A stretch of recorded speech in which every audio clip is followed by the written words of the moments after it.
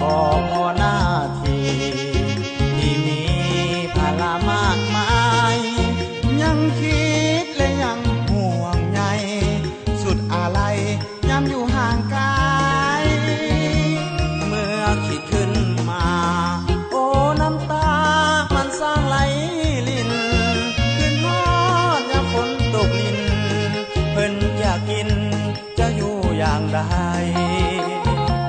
ย่านแม่ลำบากยุ่งยากย่านเจ็บป่วยไข้ถนนเดือแห่งกายลูกอยู่ไกลคำควรห่วงหาปีนี้ลูกว่าจะกลับคืนเมืองทุ่งแห่งญาติเหือก็เพื่อในการศึกษาจะบ่ลืมคุณพ่อแม่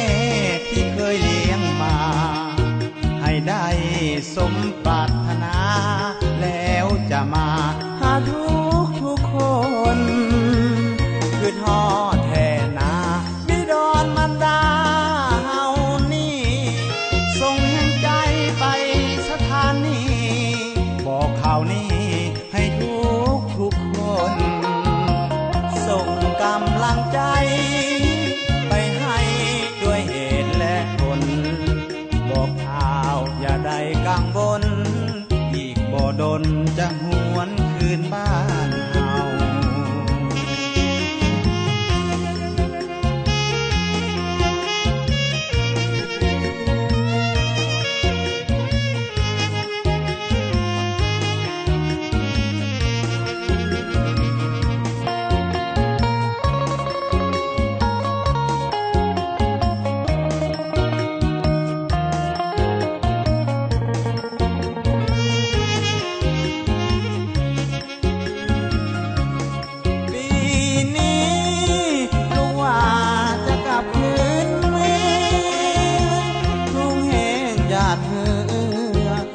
เพื่อในการศึกษา